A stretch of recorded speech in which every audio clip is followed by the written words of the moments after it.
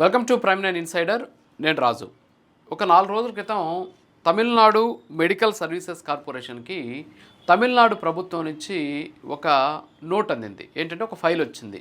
ఆ file open చేసినటువంటి అధికారులకి అందులో ఉన్నటువంటి అంశం చూసి ఒక్కసారిగా అందరూ కూడా ఉలికిపాటుకు గురయ్యారు. ఏంటి అంటే ఆ ఫైల్ సారాంశం, ఒక 4 లక్షల ఉంగరాలు కొనడానికి పారదర్శకంగా టెండర్లు నిర్వహించడానికి అవసరమైనటువంటి చర్యలు తీసుకోండి అని చెప్పేసి అక్కడ ఉన్నటువంటి అధికారులకు అర్థం కాల. ఇదేంటిది, మనము మెడికల్ కదా కొనుగోలు చేయాలి, రాష్ట్రంలో ఉన్నటువంటి ప్రభుత్వ హాస్పిటల్కి మెడికల్స్ అవసరమైనటువంటి మందులు కదా మనం పంపిణీ చేయడానికి అవసరమైనటువంటి వాటి మీద కదా మేము టెండర్లు తీసుకోవాలి, మరి ఇదేంది బంగారం కొనాలి అని చెప్పేసి ఒక్కొక్క గ్రాము లెక్కన దాదాపు ఈ 4,42 గ్రాములు బంగారం కొనుగోలుకు అవసరమైనటువంటి టెండర్లు స్వీకరించండి అని చెప్పేసి చెప్పడం ఏంటి, వాళ్ళకి అర్థం కాలేదన్నమాట. అసలు ఏం జరుగుతుంది, ఫైల్ ఏమన్నా వేరే చోటకి వెళ్ళాల్సింది మా దగ్గరికి వచ్చిందని చెప్పేసి అదొక పెద్ద చర్చనీయాంశంగా మారింది. అయితే తర్వాత దాని మీద క్లారిటీ తీసుకున్నారు. క్లారిటీ తీసుకుంటే విషయం ఏంటి అంటే, తమిళనాడులో ఉన్నటువంటి ప్రభుత్వ ఆసుపత్రుల్లో జన్మించేటటువంటి పిల్లలకి అంటే శిశువులకి 1 గ్రాము బంగారు ఉంగరం ఇవ్వాలి అని చెప్పేసి రీసెంట్గా అక్కడ ముఖ్యమంత్రిగా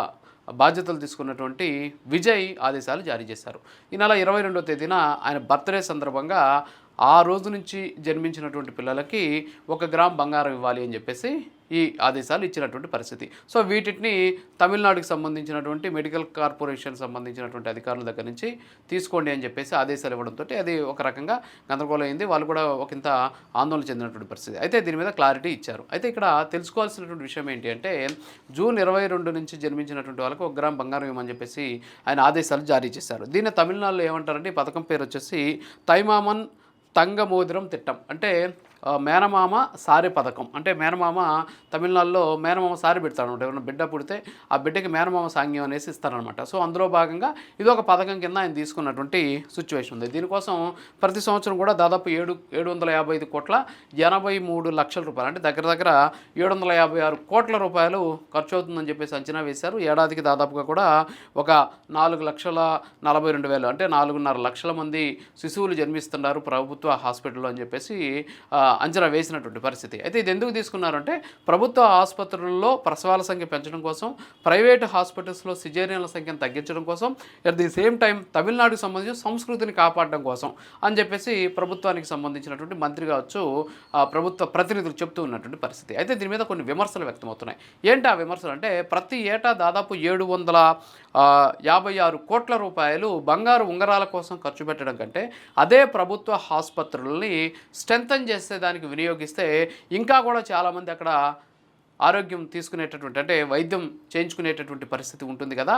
మరి దాన్ని తీసుకొచ్చి అనవసరంగా బంగారు ఉంగరాల పేరుతోటి ఖజానాన్ని నష్టం చేకూర్చే విధంగా చర్యలు తీసుకుంటున్నారు అనేటటువంటి ఒక విమర్శ వ్యక్తమవుతుంది. అంతేకాకుండా తమిళనాడులో ఇటీవల నిర్వహించినటువంటి ఒక సర్వేలో దాదాపు 44% మంది వరకు కూడా అప్పులు చేసి ప్రైవేట్ హాస్పిటల్స్కి వెళ్తున్నారు. ఎందుకంటే ప్రభుత్వ హాస్పిటల్స్లో సరైనటువంటి వసతులు లేవు అనేటటువంటి ఉద్దేశం ఒక పక్క, మరో పక్క వచ్చేసి భద్రత కారణాల రీతే చాలామంది కూడా ప్రైవేట్ హాస్పిటల్స్కి వెళ్తున్నారని చెప్పేసి తేలినటువంటి పరిస్థితి. సో ప్రైవేట్ హాస్పిటల్స్కి వెళ్తున్నటువంటి సందర్భంలో ఆ డబ్బును తీసుకొచ్చి ప్రభుత్వ హాస్పిటల్స్ కానీ స్ట్రెంథన్ చేస్తే, సో దానివల్ల ఏమవుతాయి, ప్రభుత్వ హాస్పిటల్లో సౌకర్యాలు పెరిగి ఇంకా మరికొంతమందికి అవసరమైనటువంటి వైద్య సేవలు అందించవచ్చు అనేది కొంతమంది విమర్శకుల వాదన. మొన్నటి వరకు మందులు కొన్నటువంటి మేము ఇప్పుడు బంగారం కొనాల్సి వస్తుందని చెప్పేసి అక్కడ ఉన్నటువంటి తమిళనాడు మెడికల్ కార్పొరేషన్ సంబంధించినటువంటి అధికారులు కూడా చెబుతూ ఉన్నటువంటి పరిస్థితి. అయితే దీని మీద అనేక రకాలైనటువంటి భిన్నాభిప్రాయాలు వ్యక్తమవుతున్నాయి. నిజంగా సంస్కృతి సాంప్రదాయాలు కాపాడాలి, తర్వాత వచ్చేసి అక్కడ ఉన్నటువంటి సిజేరియన్లు తగ్గించాలంటే అక్కడ హాస్పిటల్స్ని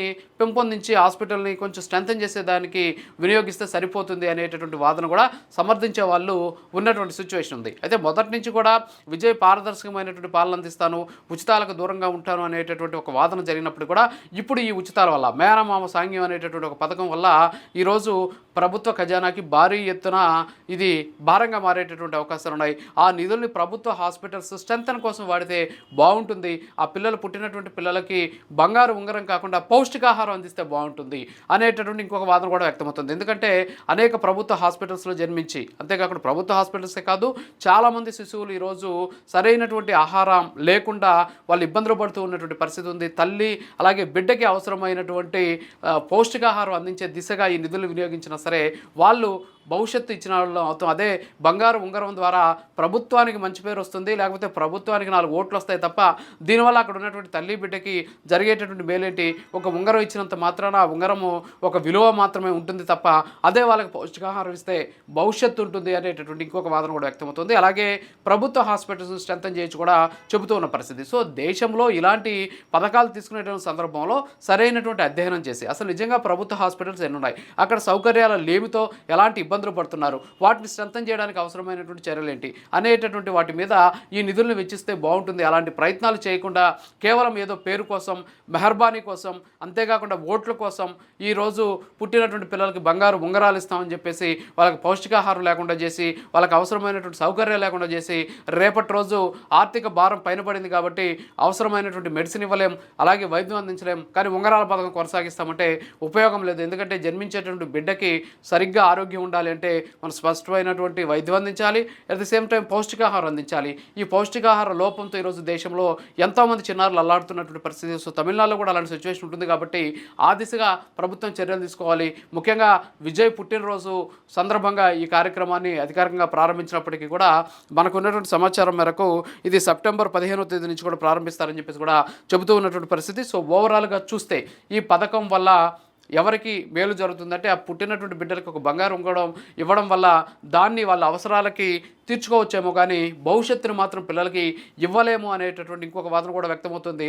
5 ఏళ్ల కాలంలో దగ్గర మనం 800 కోట్లు సంవత్సరానికి వేసుకున్నా కూడా దాదాపుగా 4,000 కోట్ల రూపాయలను దీనికోసం వెచ్చిస్తున్నారు. అదే 4,000 కోట్లు ఉంటే 5 ఏళ్లలో తమిళనాడులో ఉన్నటువంటి ప్రభుత్వ హాస్పిటల్స్ అన్ని కూడా చాలా వృద్ధి చెందుతాయి అనేటటువంటి వాదన కూడా వ్యక్తమవుతుంది. దీని మీద పునరాలోచించాలి అనేటటువంటి డిమాండ్లు కూడా తమిళనాడులో వ్యక్తమవుతూ ఉన్నటువంటి పరిస్థితి. సో ఇది వాళ్ళ ఇన్సైడర్. మరో ఇన్సైడర్ మళ్ళీ కలుద్దాం. నమస్కారం.